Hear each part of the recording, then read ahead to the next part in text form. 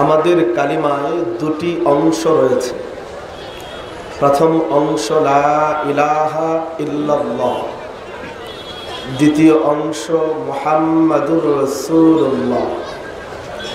এই দুটি অংশের সমন্বয়ে আমাদের কালিমা পূর্ণতা পেয়েছে।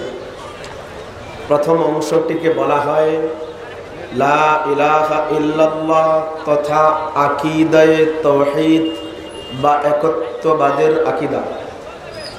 দ্বিতীয় অংশ মুহাম্মাদুর রাসূলুল্লাহ, এটিকে বলা হয় আকীদায়ে রিসালাত বা নবুয়তের আকীদা।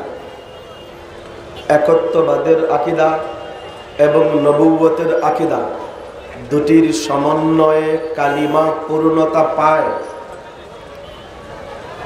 আদম আলাইহিস সালাম থেকে নিয়ে আমাদের নবী পর্যন্ত সমস্ত নবীদের কালিমায় দুটি অংশ ছিল। প্রথম অংশে আকীদায়ে তাওহীদ, দ্বিতীয় অংশে আকীদায়ে রিসালাত।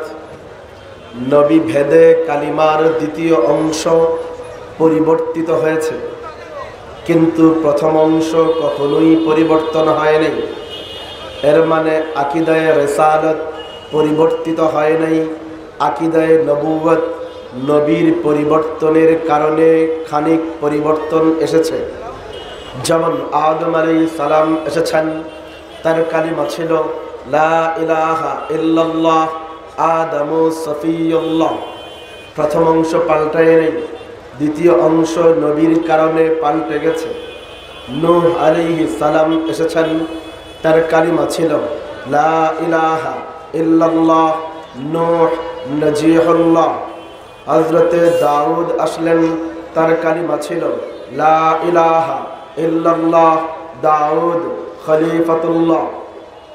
হযরতে ইয়াকুব আসলেন, তার কালিমা ছিল লা ইলাহা ইল্লাল্লাহ ইয়াকুব নবিয়ুল্লাহ। হযরতে ইউসুফ আসলেন, তার কালিমা ছিল লা ইলাহা ইল্লাল্লাহ ইউসুফ সিদ্দিকুল্লাহ। হযরতে ইব্রাহিম আলাইহিস সালাম আসলেন, তার কালিমা ছিল লা ইলাহা ইল্লাল্লাহ ইব্রাহিম খলিলুল্লাহ। হযরতে ইসমাঈল আলাইহিস সালাম আসলেন, তার কালিমা ছিল লা ইলাহা ইল্লাল্লাহ ইসমাঈল যবিহুল্লাহ। হযরতে মূসা আসলেন, তার কালিমা ছিল লা ইলাহা ইল্লাল্লাহ মূসা কালিমুল্লাহ। হযরতে ঈসা আসলেন, তার কালিমা ছিল লা ইলাহা ইল্লাল্লাহ ঈসা রূহুল্লাহ। আমাদের নবী আসলেন, আমাদের নবীর কালিমা হলো লা ইলাহা ইল্লাল্লাহ মুহাম্মাদুর রাসূলুল্লাহ। এর মানে নবী পাল্টেছে, কালিমার দ্বিতীয় অংশে পরিবর্তন এসেছে, কিন্তু কালিমায়ে তাওহীদ আকীদায়ে তাওহীদ একত্ববাদের আকীদায় কোনো পরিবর্তন আসে নাই। মানে নবী পাল্টেছে, কালিমা পাল্টায় নাই। রসুল পাল্টেছে, কালিমা পাল্টায় নাই। জামানা পাল্টেছে, কালিমা পাল্টায় নাই। কাল পাল্টেছে, কালিমা পাল্টায় নাই। এলাকা পাল্টেছে, কালিমা পাল্টায় নাই। রাষ্ট্র পাল্টেছে, কালিমা পাল্টায় নাই। মানুষ পাল্টেছে, কালিমা পাল্টায় নাই। এমনকি আদম থেকে কিয়ামত পর্যন্ত সমস্ত মানুষের আকীদায়ে তাওহীদ একত্ববাদের কালিমা, সবার কালিমা এক কালিমা লা ইলাহা ইল্লাল্লাহ। কিন্তু নবী ভেদে কালিমার দ্বিতীয় অংশ পাল্টে গেছে। যারা আমরা অন্তত মক্তবে পড়েছি তারা আমার এই কথাটা বুঝবেন। আমরা যখন ছোটকালে মক্তবে গিয়েছি, তো যাবার পরে আমাদের মক্তবের শিক্ষকেরা আমাদেরকে প্রথমে আলিফ বা তা সা এগুলো শিখিয়েছেন না? আপনাদের মক্তবে শিখাই তো এগুলো। তো শেখাতে গিয়ে আমাদের উস্তাদরা আমাদেরকে বলেছেন যে আরবি হরফ দুই প্রকারের হয়। আরবি হরফ কয় প্রকার হয়? এক প্রকার আরবি হরফের উপরে বা নিচে নোক্তা থাকে। নোক্তা ছিলেন তো জাউয়া বাজারের মানুষ? বিশ্বাস হয় না, সত্যি ছিলেন নোক্তা। নোক্তা মানে ছোট্ট একটা দাগের নাম।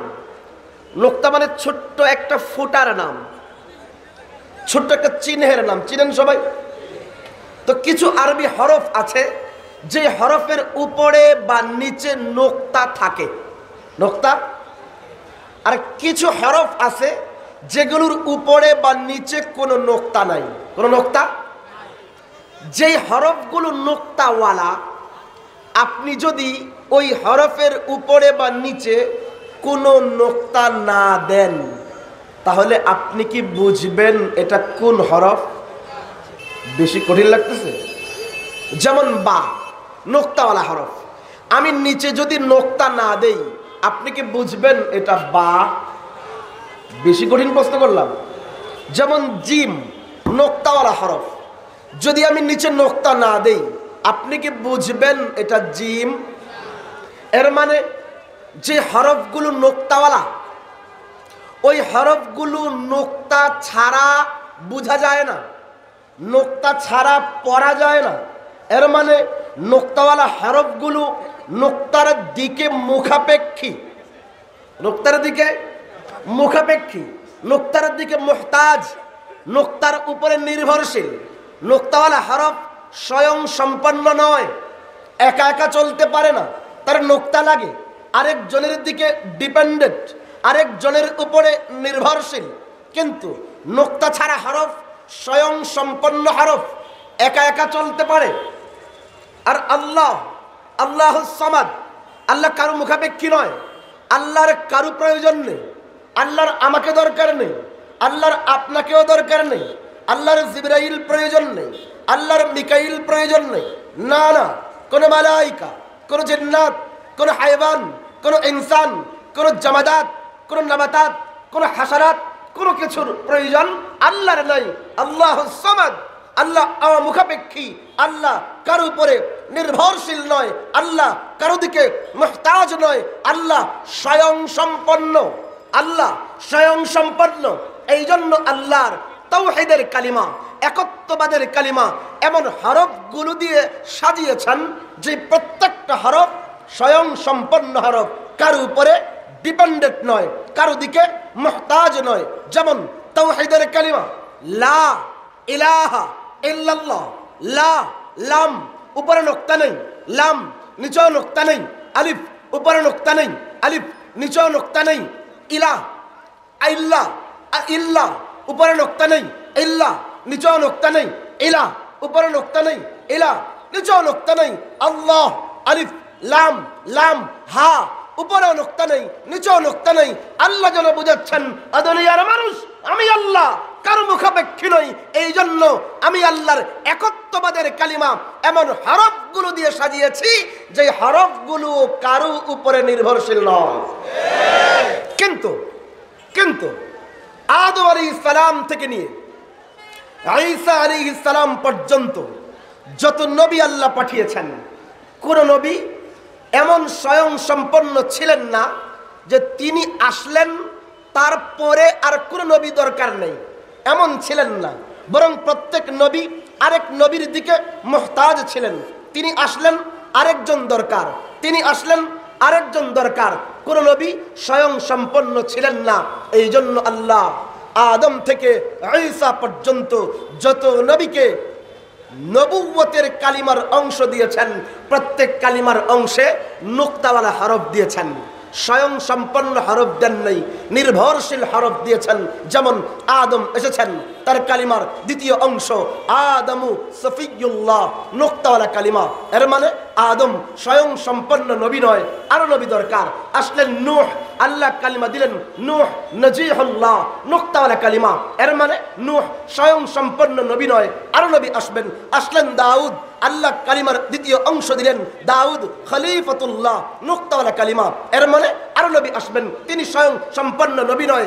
এইভাবে আদম থেকে ঈসা পর্যন্ত সমস্ত নবীদের কালিমার দ্বিতীয় অংশে নুক্তাওয়ালা কালিমা দিয়েছেন। এর মানে তারা কেউ স্বয়ং সম্পন্ন নবী নয়, আরো নবী দরকার। কিন্তু যখন আমাদের নবী সবচেয়ে আলা নবী, সবচেয়ে আরফা নবী, সবচেয়ে আহসান নবী, সবচেয়ে আজমাল নবী, সবচেয়ে আতমাম নবী, সবচেয়ে আকমাল নবী, সবচেয়ে আনওয়ার নবী, সবচেয়ে আফজাল নবী, সবচেয়ে আতিয়াব নবী, সবচেয়ে উৎকৃষ্টতম নবী, সবচেয়ে শ্রেষ্ঠতম নবী, খাতামুন নবী, আমাদের প্যারা নবী মুহাম্মদুর রাসূলুল্লাহ সাল্লাল্লাহু আলাইহি ওয়াসাল্লামকে আল্লাহ কামেল নবুয়ত দিয়ে, কামেল রিসালাত দিয়ে, কামেল হিকমত দিয়ে, কামেল ইলম দিয়ে, কামেল শুজাআত দিয়ে, কামেল রহমত দিয়ে, কামেল বরকত দিয়ে আমাদের নবীকে পূর্ণাঙ্গ নবী স্বয়ং সম্পন্ন নবী হিসেবে পাঠাইলেন। তো আমাদের নবীর কালিমায় মুহাম্মাদুর রাসূলুল্লাহ এমন হরফ দিয়েছেন, মুহাম্মদ মিম উপরে নুক্তা নেই, মিম নিচে নুক্তা নেই, হা উপরে নুক্তা নেই, হা নিচে নুক্তা নেই, মিম উপরে নুক্তা নেই, মিম নিচে নুক্তা নেই, দাল উপরে নুক্তা নেই, দাল নিচে নুক্তা নেই, আর রাসূল আলিফ উপরে নুক্তা নেই, আলিফ নিচে নুক্তা নেই, লাম উপরে নুক্তা নেই, লাম নিচে নুক্তা নেই, রা উপরে নুক্তা নেই, রা নিচে নুক্তা নেই, সিন উপরে নুক্তা নেই, সিন নিচে নুক্তা নেই, ওয়াও উপরে নুক্তা নেই, ওয়াও নিচে নুক্তা নেই, লাম উপরে নুক্তা নেই, লাম নিচে নুক্তা নেই, আল্লাহ আলিফ লাম লাম হা উপরেও নুক্তা নেই, নিচেও নুক্তা নেই। আল্লাহ যেন বুঝাচ্ছেন, দুনিয়ার মানুষ আমি আল্লাহ কারো মুখাপেক্ষী নই, আমি কারো দিকে মুহতাজ নই। তেমনি ভাবে আদম থেকে ঈসা পর্যন্ত সমস্ত নবীরা অন্য নবীর দিকে মুখাপেক্ষী নবী ছিলেন, কিন্তু যখন আখিরি নবীকে পূর্ণাঙ্গ নবী হিসেবে পাঠিয়েছি তারপরে আর কোন নবী আসবে না, তিনি স্বয়ং সম্পন্ন। এই জন্য আমি আল্লাহকে মানার পরে যেমন দ্বিতীয় আল্লাহ মানার প্রয়োজন নাই, তেমন আখিরি নবীকে মানার পরে কিয়ামত পর্যন্ত দ্বিতীয় কোন নবীর দরকার নাই। আমাদের নবীকে মানার পরে কিয়ামত পর্যন্ত দ্বিতীয় কোন নবীর মানার দরকার। আমাদের নবীর পরে কিয়ামত পর্যন্ত নতুন করে নবী আসবে? বলেন না আসবে? আমি দুইটা রেফারেন্স দিয়ে আমি শেষ করব, দুইটা রেফারেন্স দিয়ে শেষ করব। মির্জা গোলাম আহমদ কাদিয়ানির লেখা তার 23টি কিতাব 23 খণ্ডে বের করেছে পাকিস্তানের কাদিয়ানিরা, নাম দিয়েছে রুহানি খাজায়েন। এখানে একটা মোটা প্রশ্ন হলো, লা ইলাহা ইল্লাল্লাহ মুহাম্মাদুর রাসূলুল্লাহ এই কালিমা আমরা পড়ি, এই কালিমে কাদিয়ানিরাও পড়ে। আপনারা ঢাকায় কাদিয়ানীদের বড় মসজিদ আহমদিয়া জামে মসজিদের সামনে যাবেন, গিয়ে দেখবেন বড় বড় অক্ষরে লেখা লা ইলাহা ইল্লাল্লাহ মুহাম্মাদুর রাসূলুল্লাহ। আপনি চলে যান পঞ্চগড়ের আহমদনগর কাদিয়ানীদের এলাকা, সেখানেও বড় বড় অক্ষরে লেখা লা ইলাহা ইল্লাল্লাহ মুহাম্মাদুর রাসূলুল্লাহ। এখন প্রশ্ন হলো, এই কালিমা আমি পড়লে মুসলমান, এই কালিমা আপনি পড়লেও মুসলমান, অথচ এই কালিমা কাদিয়ানীও পড়ে। প্রশ্ন হলো, কাদিয়ানীরা এই কালিমা পড়ার পরেও আমরা তাদেরকে কাফের বলি কেন? আমরা তাদেরকে কাফের বলি কেন? এর উত্তর দিয়ে আমি শেষ করবো। বুঝেন বুঝেন, এই কালিমা আমি পড়ি মুসলমান, এই কালিমা আপনি পড়েন মুসলমান, কাদিয়ানীও এই কালিমা পড়ে, এরপরেও কাদিয়ানী কাফের। আমরা বলি কাদিয়ানী নামাজ পড়লেও কাফের, কাদিয়ানী রোজা রাখলেও কাফের, কাদিয়ানী হজ করলেও কাফের, কাদিয়ানী যাকাত দিলেও কাফের। কোন কাদিয়ানী যদি প্রত্যেকদিন জমজমের কূপের পানি দিয়ে ওযু করে, বাইতুল্লাহর ভিতরে ঢুকে সেজদা দিতে দিতে কপালের চামড়া ছিলে গিয়ে ভিতরের গোশত বের হয়ে ভিতরের হাড্ডিটাও যদি চূর্ণ বিচূর্ণ হয়ে যায়, তবে মির্জা গোলাম আহমদ কুলাঙ্গার কাদিয়ানীকে যারা নবী মানে এরা কাফের, কাফের জাহান্নামী। এখন প্রশ্ন হলো, কাদিয়ানী এই কালিমা পড়ার পরেও কাফের কেন? একটা রেফারেন্স দিয়ে আমি শেষ করতেছি। রুহানি খাজায়েন কাদিয়ানীর নিজের হাতে লেখা বই, খণ্ড নম্বর 18 পৃষ্ঠা নম্বর 207, মির্জা গোলাম আহমদ কাদিয়ানী